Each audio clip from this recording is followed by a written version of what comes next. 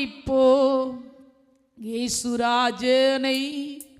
ராக்காலத்தில் நிற்கும் ஊழியரே தம் கைகளை உயர்த்தி நேரா ஆராதிப்போம் இயேசுராஜனை. தம் கைகளை உயர்த்தி நேரா ஆராதிப்போம் இயேசுராஜனை. ருசித்து பா இயேசு நல்லவர். ருசித்து பா இயேசு நல்லவர்.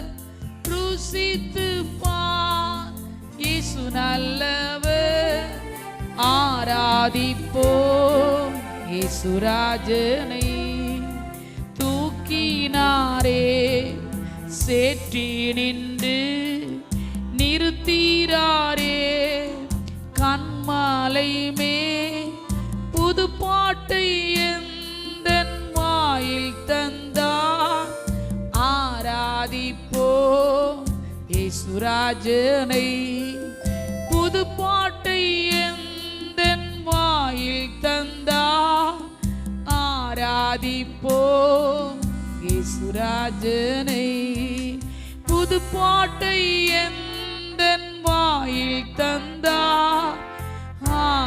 ஆராதிப்போம் இயேசுராஜனை. நன்றி என்று சொல்லுகிறோம் அப்பா. ஹல்லேலூயா.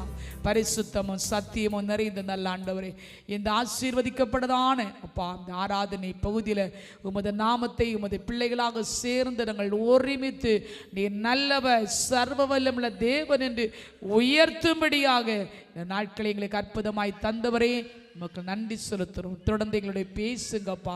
நம்முடைய பிள்ளைகள் ஆண்டவரை நம்முடைய நாமத்தினால அப்பா நம்முடைய அன்பை விலையேற பெற்ற நம்முடைய அற்புதமான நன்மைகளை நம்முடைய பிள்ளைகள் அதிகமாய் பெற்றுக்கொள்ளட்டும் அப்பா. கர்த்தர் நல்லவர் என்பதை ருசித்து பாருங்கள். அவர் மேல் நம்பிக்கையாய் இருக்கிற மனுஷன் பாக்கியவான் என்னுடைய வார்த்தையின்படியாய் தகப்பனை இன்னும் அதிகமாய் நம்முடைய அன்பை நம்முடைய பிள்ளைகள் ருசித்து பார்க்கும்படியாக நம்முடைய பிள்ளைக்கு கிருபைகளை தந்து நடத்தும்படியாக ஜெபிக்கிறோம்.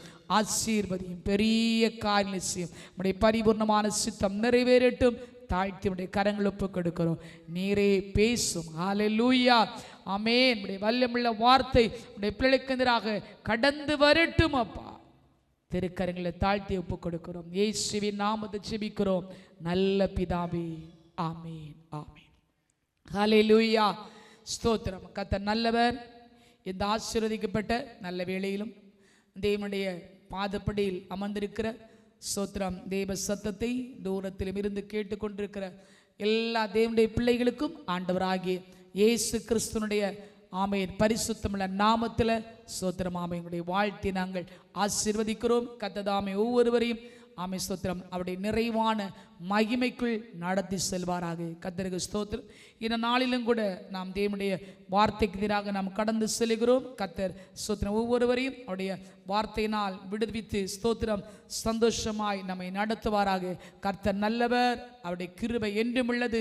அவரை துதியுங்கள். ஸ்தோத்திரம் ஆமென். அவருடைய நாமத்தை துதிப்பது பிரஸ்தாபப்படுத்துவது அவருடைய நாமத்தை உயர்த்துவது நல்லதென்று பார்க்கிறோம். இந்த நாளிலும் கூட ஸ்தோத்திரம் ஆமென் ஆவியானவராலே நடத்தப்படுகிற புதிய அனுபவங்கள். ஸ்தோத்திரம் ஆவியானவராலே நடத்தப்படுகிற அனுபவம் ஸ்தோத்திரம் எப்படிப்பட்டது என்பதை நாம் சுருக்கமாக தியானித்து நம்ம ஸ்தோத்திரம் ஆவியினுடைய புது பலத்தோடும் புது அபிஷேகத்தோடும் புதிய கிருபைகளோடும் நம்ம ஜெபிக்க நம்ம ஸ்தோத்திரம் கடமைப்பட்டிருக்கிறோம். கர்த்தர் நல்லவர். இந்த ஸ்தோத்திரம் இந்த உலகத்தில் நாம் வாழ்கிற நாட்களில் ஆண்டவராகிய இயேசுவை சொந்த ரட்சகராக நாம் ஏற்றுக்கொண்டது மட்டுமல்ல ஸ்தோத்திரம் ஒவ்வொரு நாளும் நாம் ஏற்றுக்கொண்ட அந்த ரட்சகராகிய இயேசு கிறிஸ்துனுடைய அந்த ரட்சிப்பின் சந்தோஷம் நம்மை ஒவ்வொரு நாளும் விடுதலையோ பாதையில் நம்மை நடத்தும்படியாக அனுதினமும் விடுவிக்கப்பட்ட ஒரு சூழ்நிலையில கர்த்தர் நம்மை நடத்தும்படியாக அந்த தேவாதி தேவனுடைய கரத்தில் நம்ம அனுதினமும் நம்ம ஒப்பு கொடுத்து கடந்து செல்ல வேண்டும் என்று கர்த்தர் விருப்பம் கொண்டிருக்கிறார். ஆண்டவருக்கு மகிமை உண்டாகட்டும். ஆகவே ஸ்தோத்திரம் யார் யார் தேவனுடைய புத்திரராக இருக்கிறார்கள், தேவனுடைய புத்திரிகளாய் இருக்கிறார்கள் என்று வேதம் சொல்லுகிறதை பார்க்கும்போது ரோமர் 8ஆம் அதிகாரம் 14வது வசனத்தில் வாசிக்கிறோம். எவர்கள் தேவனுடைய ஆவியினால் நடத்தப்படுகிறார்களோ அவர்கள் தேவனுடைய புத்திரராய் இருக்கிறார்கள். ஸ்தோத்திரம். தேவ ஆவியினால் நடத்தப்படுகிற ஆமென் பிள்ளைகள் தேவனுடைய புத்திரர், தேவனுடைய புத்திரிகள் என்று பார்க்கிறோம். அன்புக்குரிய தெய்வ பிள்ளைகளே, ஸ்தோத்திரம். ஆமென். ஆவியானவராலே நடத்தப்படும் போது, ஆவியானவராலே ஸ்தோத்திரம் ஒவ்வொரு நாளும் ஆமென் ஸ்தோத்திரம் நாம் வழி நடத்தப்படும் போது கர்த்தருடைய மேன்மையான ஆசீர்வாதங்களை நாம் பெற்றுக்கொள்கிறோம். ஸ்தோத்திரம். கர்த்தர் நம்மை நடத்த ஆரம்பிக்கும் போது ஸ்தோத்திரம் ஆமென் அவர் நம்மை நடத்தி செல்கிற பாதைகள் விசேஷித்தவர்களாய் காணப்படுகிறது. வேதத்தில் நாம் வாசிக்கிறோம். ஸ்தோத்திரம். அதே ரோமர் நிருபத்தின் 8ஆம் அதிகாரம் 9வது வசனத்தில் கிறிஸ்துவின் ஆவி இல்லாதவன், கிறிஸ்துவனுடைய அபிஷேகத்தை பெற்றுக்கொள்ளாதவர்கள் ஆமென் ஸ்தோத்திரம் அவருடையவன் அல்ல என்று பார்க்கிறோம். ஸ்தோத்திரம். அன்பான தேவனுடைய பிள்ளைகளே, ஸ்தோத்திரம் ஆவிக்குரிய தேவனுடைய சபையில ஆராதிக்கிற ஒவ்வொரு பிள்ளைகளும் ஸ்தோத்திரம் ஆவியின் அபிஷேகத்தை பெற்றுக்கொள்கிறார்கள். ஸ்தோத்திரம் ஆமீன். ஆகவே இந்த நாட்களிலும் கூட இந்த சத்தத்தை கேட்கிற உங்களுக்குள்ளாக இந்த ஆவியுடைய அபிஷேகம் என்ன என்று சொல்லி ஒருவேளை விளங்கி கொள்ளாமல் நாம் காணப்படலாம். ஸ்தோத்திரம். ஆவியானவர் நமக்குள் இறங்கும் போது, ஆவியானுடைய அசைவாடுதல் நமக்குள்ளாய் கடந்து வரும்போது நாம் ஆவியானவராலே நடத்தப்படுகிறோம். ஸ்தோத்திரம் ஆமீன். அவர் நமக்குள் வாசம் பண்ணுகிறார், அவர் நமக்குள் உலாவுகிறார். ஸ்தோத்திரம். அவர் நம்முடைய தேவனாய் ஆமென் ஸ்தோத்திரம் மாறுகிறார். நாம் அவருடைய பிள்ளைகளாய் காணப்படுகிறோம். அவருடைய குமாரராய், அவருடைய குமாரத்திகளாய் கர்த்தர் நம்மை மாற்றுகிறார். ஸ்தோத்திரம். அங்குதான் வேதத்தில் வாசிக்கிறோம், நான் உங்கள் நடுவிலே உலாவி உங்கள் தேவனாய் இருப்பேன், நீங்கள் என் ஜனமாய் இருப்பீர்கள் சொல்லி கொரிந்தியருக்கு நிருபத்திலே நாம் வாசிக்கிறோம் அல்லவா? அன்பான தேவனுடைய பிள்ளைகளே, ஸ்தோத்திரம். இந்த இந்த கடைசி நாட்களில் ஆவியின் அபிஷேகம், ஆவியானவராலே நடத்தப்படுகிற அந்த புதிய ஆவின் ஸ்தோத்திரம் அனுபவங்கள் நம்முடைய வாழ்க்கையிலே கடந்து வரும்போது ஸ்தோத்திரம் ஆமென் நாம் கிறிஸ்துவுக்குள்ளாக நிலை நிறுத்தப்படுகிறோம், ஸ்திரப்படுத்தப்படுகிறோம். கர்த்தர் நம்மை நிலை நாட்டுகிறார். எந்த பிரச்சனைகள் கொடூரமாய் கடந்து வந்தாலும், எவ்வளவு பெருவெள்ளங்கள் நம்மேல் மோதி அடித்தாலும், எந்த கொடுங்காற்று ஸ்தோத்திரம் நம்மை நோக்கி வீசினாலும், ஆவியானுடைய அபிஷேகம் நமக்குள் நிறைந்திருக்கமே ஆனால் ஸ்தோத்திரம் ஆமென் எப்பக்கம் நெருக்கப்பட்டும் நம்ம என்ன செய்ய மாட்டோம். ஹல்லேலூயா.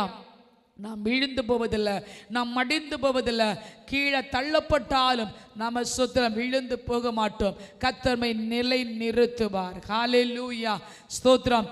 ஆகிதான் பக்தர்கள் பாடுகிறார்கள். ஸ்தோத்திரம் ஆமென். நாங்கள் எந்த நிலைமையிலும் கிறிஸ்துவுக்குள்ளாக ஆமென் நாங்கள் ஸ்திரப்பட்டவர்களாக இருக்கிறோம். ஆமென் நாங்கள் நிலை நிறுத்தப்பட்டிருக்கிறோம். ஆண்டவரை நம்மை நிலை நிறுத்துகிறார்.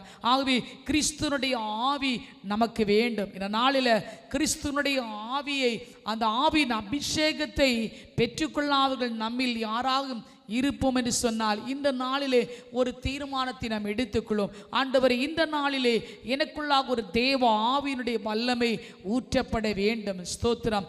அப்போஸ்தலர் நடபடிகள் 2ஆம் அதிகாரம் 17ஆம் வசனத்திலே வாசிக்கிறது போல, நான் கடைசி நாட்களில் மாம்சமான யாவர் மேலும் என் ஆவியை நான் ஊற்றுவேன். யோவேல் தீர்க்கதரிசியோடு உரைக்கப்பட்ட அந்த கர்த்தருடைய வார்த்தை ஆமென் ஸ்தோத்திரம் இந்த கடைசி ஆமென் நூற்றாண்டிலே அவர் தம்முடைய ஆவியின் வல்லமையை அவர் ஆமென் ஸ்தோத்திரம் பிள்ளைகளுக்குள்ளாக மாம்சமான யாவர் மேலும் அவர் ஊற்றிக்கொண்டே இருக்கிறார். ஹல்லேலூயா. ஒரு முன்மாரியும் பின்மாரியும் ஸ்தோத்திரம் ஆமென் ஸ்தோத்திரம் ஊற்றிக்கொண்டே இருக்கிறார். அந்த பின்மாரியின் அபிஷேகம் ஆமென் நமக்குள்ளாக ஊற்றப்படும்படியாக ஆமென் தேவ சமூகத்தில் ஒரு சரியான ஒரு தீர்மானத்தோடு நாம் ஒப்பு கொடுத்து ஜெபிப்போம் என்று சொன்னால் நிச்சயமாகவே ஆவியானவராலே நடத்தப்படுகிற அந்த அனுபவங்களுக்கு நேராக தேவன் நம்மை கடந்து போக செய்வார். இந்த நேம் ஆஃப் ஜீசஸ். ஹல்லேலூயா. கர்த்தருக்காக யாரெல்லாம் இந்த நாட்களே வைராக்கியமாக நம்ம எழும்ப போகிறோம், ஒரு எழுப்புதல் என் மூலமாய் வர வேண்டும். என்னை எதற்காக ஆண்டவரே அழைத்தீங்க, என்னை உம்முடைய பிள்ளையாய் மாற்றி இருப்பது உண்மைன்னு சொன்னா, ஆண்டவரே எனக்கு இதுவரை கிடைக்காது அந்த பரிசுத்த ஆவியுடைய வல்லமை எனக்கு வேணும். ஆமென். ஆவியுடைய வல்லமையை பெற்றுக்கொண்டவர்களும் இன்னும் அதிகமாய் அந்த ஆவியுடைய அபிஷேகத்தை நாம் புதுப்பித்துக் கொள்ளுமாக. ஆண்டவரே, எனக்குள்ளாக அந்த ஆவியின் அபிஷேகம் இறங்கணும் ஆண்டவரே. ஆமீன். ஆவியினுடைய வல்லமை நமக்குள் இறங்கும் போதுதான் ஆமென் ஸ்தோத்திரம் ஆவியாவுடைய நடத்துதலை நாம் காண முடியும். ஸ்தோத்திரம். ஆமீன். இரவிலே நாம் படுத்து தூங்குகிறோம், கர்த்தர் நமக்கு தரிசனங்களை கொடுக்கிறார், சொப்பனங்களை தருகிறார். ஆக வசனம் சொல்லுகிறது ஆமீன் ஸ்தோத்திரம், வாலிபர்கள் தரிசனங்களை அடைவார்கள், ஆமீன், மூப்பர்கள் சொப்பனங்களை காண்பார்கள். அந்நாளிலே ஊழியக்காரர்கள் மேலும் ஊழியக்காரிகள் மேலும் என் ஆவி நான் ஊற்றும் போது அவர்கள் தீர்க்க தரிசனம் சொல்லுவார்கள். ஹல்லேலூயா. சபை வித்தியாசமாய் நடத்தப்படுகிறது. ஸ்தோத்திரம். ஆண்டவர் தம்முடைய பிள்ளைகளை வேறு மனுஷனாய் மாற்றுகிறார், வேறு மனுஷியாய் மாற்றுகிறார். ஒரு தீர்க்கதரிசனத்தினுடைய ஆவி ஆமீன் அவர்கள் மேல் ஊற்றப்படும் போது கர்த்தருடைய வார்த்தை உரைக்கப்படுகிறது. ஸ்தோத்திரம். வரும் காலத்தை குறித்து பேசி மகிழ்கிறோம். ஸ்தோத்திரம். நடக்கும் காரியங்களை ஆவியான சபைகளை பேச தொடங்குகிறார், குடும்பத்திலே பிள்ளைகளோடு பேச தொடங்குகிறார். ஆகவே இந்த நாளிலே தேவனுடைய கருத்தில் ஒப்பு கொடுப்போம். ஆண்டவரே, ஆவியானவராலே நடத்தப்படுகிற அந்த அனுபவம் எனக்கு வேணப்பா, என்னோட பேசுங்கப்பா, பேசுங்க ஆண்டவர். நம்ம ஆண்டவர் பேசும் தெய்வமா இருக்கிறார். அவர் பேசாத கல்லோ மரமோ சிற்பமோ அல்ல, அவர் பேசக்கூடிய தெய்வம். ஹல்லேலூயா. ஆமீன் ஸ்தோத்திரம். நம் ஆண்டவராகிய தேவன் பரலோகத்தில் இருக்கிறார், அவருக்கு சித்தமான யாவையும் அவர் செய்து முடிக்கிறார். ஆமீன். ஆகவே ஆவியுடைய அபிஷேகம் நமக்கு அதிகமாய் வெளிப்படும்படியாக இன்றைக்கு தேவ சமூகத்தில் நம்ம ஒப்பு கொடுப்போம். இந்த வார்த்தையை தூரத்திலும் சமீபத்திலும் வந்து கேட்டுக்கொண்டிருக்கிற அன்புக்குரிய தேவனுடைய பிள்ளைகளே, அதே ரோமர் 8:11 வாசிக்கிறோம், நம்முடைய சாவுக்கு ஏதுவான சரீரங்களை ஆண்டவர் ஆவியினால் உயிர்ப்பிக்கிறார். ஹல்லேலூயா. ஒருவேளை நம்முடைய மாம்ச தேகம், நம்முடைய சரீரம் பலகீனம் அடைந்து நம்ம படுத்து விடுவோம், நம்மால் எழும்ப முடியாது, நிற்க முடியாது, ஓட முடியாது. நன்றாக ஓடின கால், நன்றாக வேலை செய்த கரங்கள், நன்றாக உழைத்த சரீரம் இன்றைக்கு ஏன் படுத்து கிடக்கிறது? ஸ்தோத்திரம். ஆமேன். பொல்லாதவன் ஆமேன் நம்முடைய சரீரங்களை பலவீனப்படுத்தி இருக்கலாம், ஆனால் ஆவியினுடைய பலன் நமக்குள் இருக்குமே ஆனால் ஆவியானவராலே நடத்தப்படுவோம் என்று சொன்னால் நம்முடைய சாவுக்கு ஏதுவான சரீரங்கள் ஆண்டவர் இயேசுவின் நாமத்தில் உயிர் பெற்று எழும்பும். ஹல்லேலூயா. ஆமென் ஸ்தோத்திரம். ஆமென். மரணத்தையும் பாதாளத்தையும் ஆமென் ஜெயித்து வென்ற கிறிஸ்துனுடைய வல்லமை நம்மேல இறங்கும். ஆகவே இந்த நாளிலே என் மேல ஆவி ஊற்றப்படும் போது வல்லமை வெளிப்படும், அற்புதங்கள் நடக்கும். ஹல்லேலூயா. ஸ்தோத்திரம். எபேசியர் 3:17 வாசிக்கிறோம், எபேசியர் 3:16 வாசிக்கிறோம், நீங்கள் அவருடைய ஆவியினாலே உள்ளான மனுஷனில ஆமீன் வல்லமையாய் பலப்படணும். ஹல்லேலூயா. ஆமீன். நீங்கள் அவருடைய ஆவியினால உள்ளான மனுஷனில் வல்லமையா ரூடமானபா சந்தரபா. இன்றைக்கு அநேக ஜீவிதங்களை பார்க்கும்போது பொல்லாத பிசாசினால் கட்டப்பட்டிருக்கிறாங்க, வெளியே வர முடியல. ஸ்தோத்திரம். ஆமென். பொல்லாத பிசாசு ஆமீன் அநேகர் இன்றைக்கு ஸ்தோத்திரம் வஞ்சனையாய் இன்றைக்கு அழித்து கொண்டிருக்கிறது. ஸ்தோத்திரம். ஆமீன். அவர்களால் வெளியே வர முடியல, அந்த பிசாசுடைய கட்டினால். ஆமீன். ஆபிரகாமின் குமாரத்தி ஆகிய ஆமீன் ஸ்தோத்திரம் அந்த அருமையான ஸ்திரியை பார்க்கும்போது பலவீனப்படுத்துகிற ஆவி. ஹல்லேலூயா. 18 வருஷமாய் நிமிரக்கூடாத கூனியாக ஆமீன் ஸ்தோத்திரம் நடந்து கொண்டிருந்தாங்க. எவ்வளவு நிமிரக்கூடாது. ஆமீன். அவர்களுக்கு வியாதி இல்லை, அவங்களுக்கு வேற எந்த சுத்திரம் பலகீனம் அல்ல. அவன் பொல்லாத சாத்தா அவன் சுத்திரம் அவனை கட்டி வைத்திருந்தபடினால் அந்த பலவீனப்படுத்துகிற ஆவி. ஆமென். அருமையான அந்த அம்மா அவங்கள சுத்த கட்டி வைத்தபடினால அவங்களால் நிமிர்ந்து பார்க்க முடியல. அதில் ஆண்டவர் ஒரு நாள் ஆமீன் ஆண்டவராகிய இயேசு கிறிஸ்து ஒரு நாள் ஓய் நாள்ல ஜெப ஆலயத்தில் போனார். நிமிரக்கூடாத கூனிய கண்டு கரங்களை தொட்டு ஆமீன் ஸ்தோத்திரம் அவளை நிமிர பண்ணினாரே, நடக்க வைத்த தெய்வம். இந்த நாளிலே ஸ்தோத்திரம் பாருங்க, ஆவி ஆண்டவர் தொட்ட போது ஆமீன் ஆண்டவராகிய தேவன் தம்முடைய வல்லமையை அந்த சரீரத்திலே வெளிப்படுத்தின போது அவருடைய சாவுக்கு ஏதுவான சரீரம் உயிர் பெற்று எழுப்பினது. ஹல்லேலூயா. இந்த நேரத்தில் கூட படுக்கையிலே காணப்படலாம். ஸ்தோத்திரம். அருமையான குடும்பத்தில் பிள்ளைகள் எழும்ப முடியாதபடி, நடக்க முடியாதபடி சரீரமெல்லாம் ஸ்தோத்திரம் ஆமீன் அலக்களிக்கப்பட்டு ஹல்லேலூயா உடைந்த ஒரு பாத்திரத்தை சரீரம் காணப்படலாம். ஆனால் கர்த்தருடைய வல்லமை உங்க மேல இப்போது ஆமென் வெளிப்பட்டு கொண்டிருக்கிறபடினால நீங்கள் கர்த்தருக்காக எழுப்பி பிரகாசிக்கப்பட போகிறீங்க. ஹல்லேலூயா. நடக்க முடியாத காலில் நடக்க பண்ணுகிற தெய்வம். ஆமென். ஹல்லேலூயா. எலும்புகள் நிறைந்த பள்ளத்தாக்கில் ஆமென் ஸ்தோத்திரம். எசேக்கியேல் தீர்க்கதரிசியை கொண்டு எசேக்கியேல் 37 அதிகாரத்திலே வாசிக்கிறோம் அல்லவா?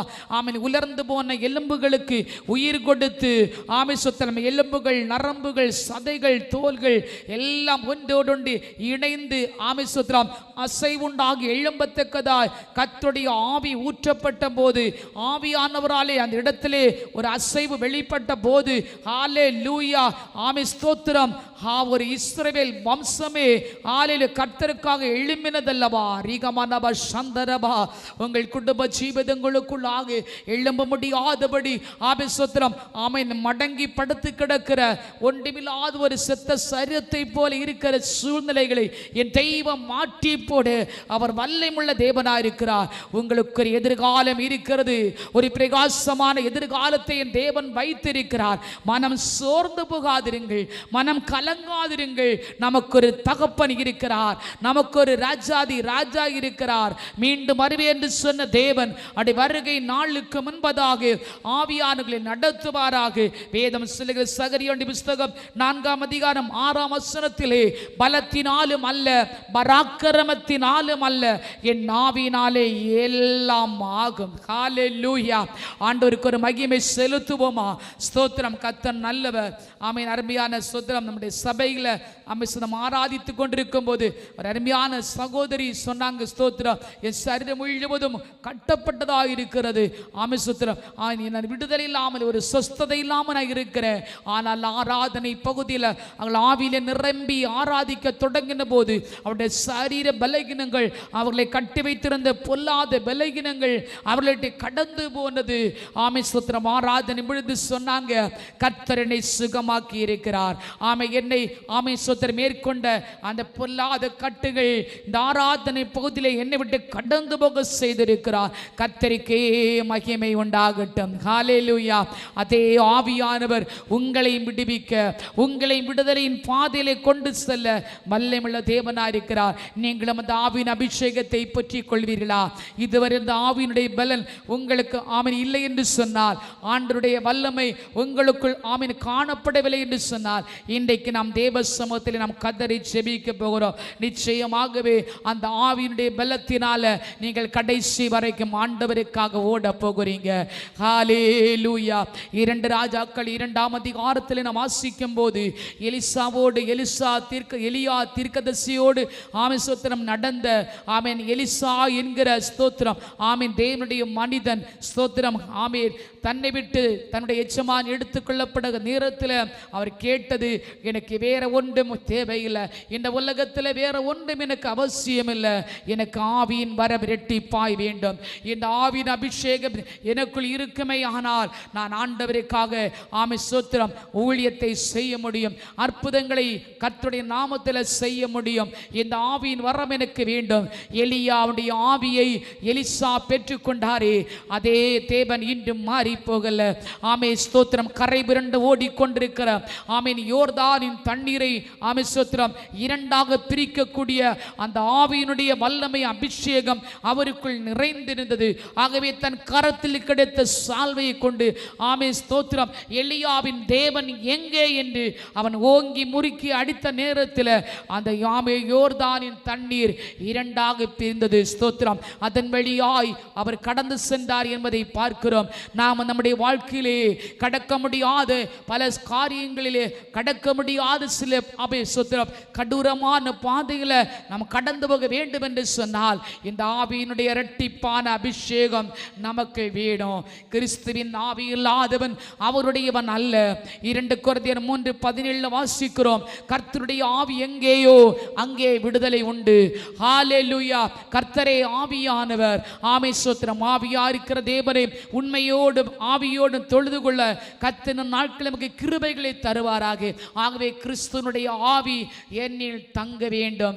ஹல்லேலூயா. ஜெபிக்க தேவ சமூகத்தில் அர்ப்பணித்து, ஆண்டவரே இந்த நாளில் நம்முடைய ஆவியின் அபிஷேகத்தை எனக்கு இரட்டிப்பாய் தாரும் என்று எத்தனை பேர் நம்ம நம்ம கேட்க போகிறோம். ஹல்லேலூயா. கர்த்தருடைய நாள் வரப்போகிறது. கர்த்தருடைய நாளில் நாம் ஆவிக்குள்ளாக ஆமென் ஸ்தோத்திரம் ஜெபித்து ஆமென் ஸ்தோத்திரம் அந்த கிருபையிலே நாம் பலப்படுவோம் என்று சொன்னால் வரப்போகிறதான உபத்திரவங்களுக்கும் பாடுகளுக்கும் நாம் தப்புவித்து நாம் கடந்து செல்ல முடியும். ஆகவே கிறிஸ்துனுடைய ஆவி எனக்குள் வரட்டும், கிறிஸ்துனுடைய வல்லமை எனக்குள் வரட்டும் என்று சொல்லி நாம் ஜெபிப்போமாக. அல்லேலூயா. எபேசியர் 6ஆம் அதிகாரம் 18ஆம் வசனத்தை வாசிக்கிறோம். எந்த சமயத்திலும் ஹல்லேலூயா நாம் ஆவியினாலே ஆண்டவருக்கு நாம் ஆராதனை செய்ய வேண்டும். ஹல்லேலூயா. ஸ்தோத்திரம். ஆமென். கர்த்தருக்கு மகிமை உண்டாகும்படியாய் துன்மார்க்கத்திற்கு ஏதுவான மதுபான வெறி கொள்ளாதபடி ஆவியினாலே ஆமென் நாம் ஆண்டவருக்கு ஆராதனை செய்கிறதும் ஆமென் ஏதோ நம்ம சும்மா கடமைக்கு நம்ம ஆராதிக்கிறது அல்ல. ஆண்டவர் விரும்புகிற ஒரு காரியம் நாம் ஆவியினாலே நிறைந்து ஹல்லேலூயா. இன்றைக்கு குடித்து வெறிக்கிறவர்களை பார்க்கும்போது அவர்களுக்கு ஒரு மதுபான வெறி இருக்கிறது. ஸ்தோத்திரம். மதுபானம் குடிக்கும் போது அந்த ஆமென் ஸ்தோத்திரம் ஆமென் அந்த வெறித்தனத்தினால் அவர்கள் விழுந்து கிடக்கிறாங்க. ஸ்தோத்திரம்.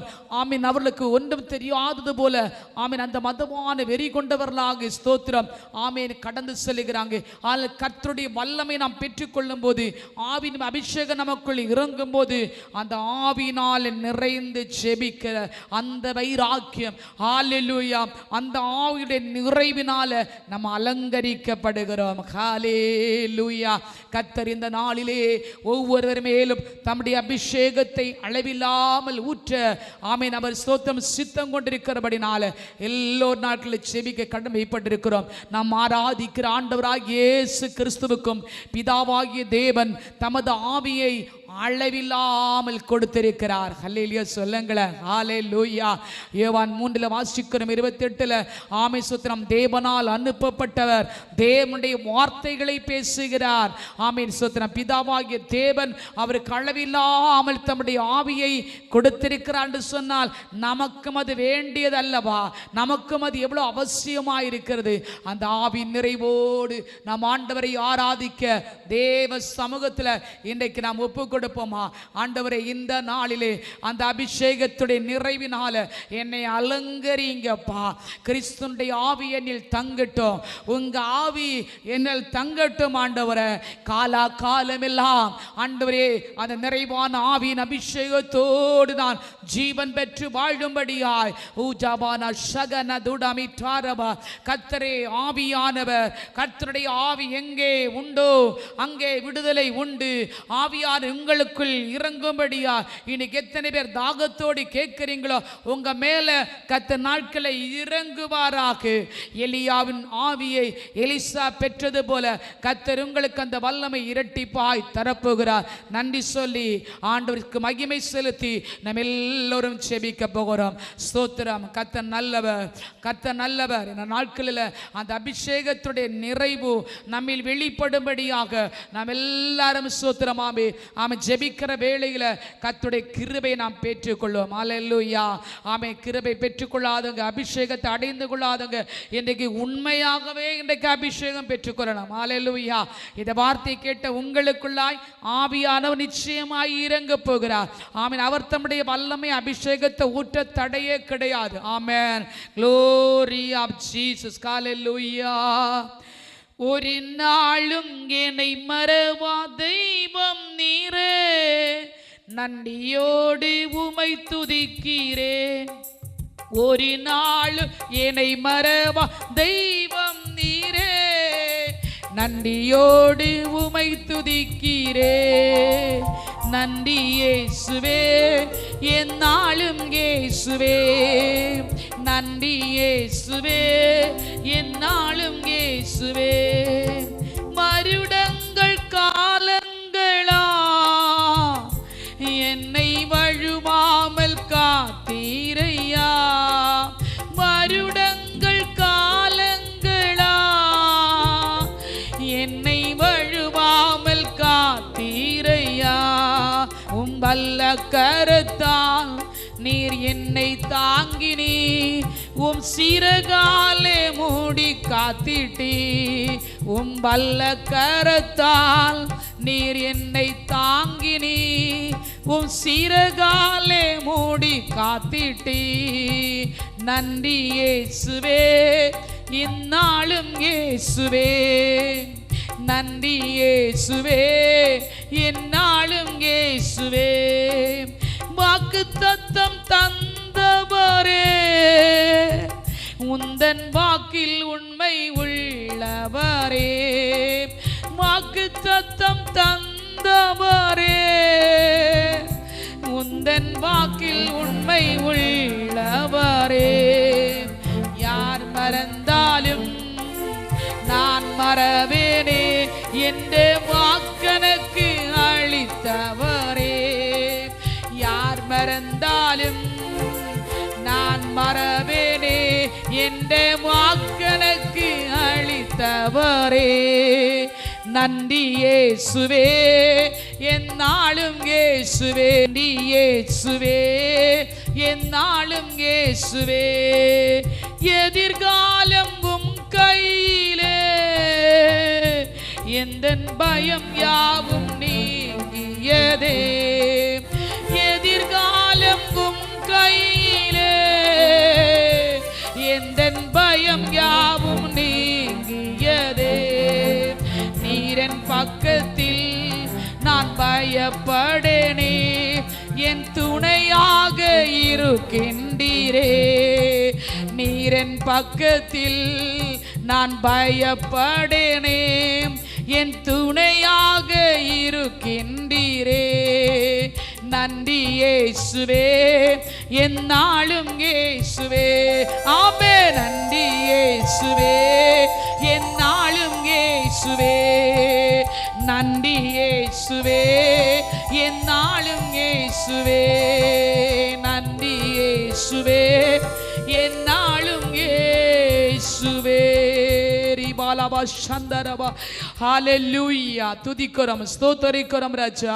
என்றென்றைக்கும் துணையாக இருக்கிற எங்கள் மகா பரிசுத்தமுள்ள தெய்வமே, இந்த வேளையில் நம்முடைய பிள்ளைகள் ஒவ்வொருவருக்காக நான் செபிக்கிறோம். நம்முடைய ஆவியினுடைய அபிஷேகம் நம்முடைய பிள்ளைகளுக்குள் நிறைவாய் ஊற்றப்படுவதாக.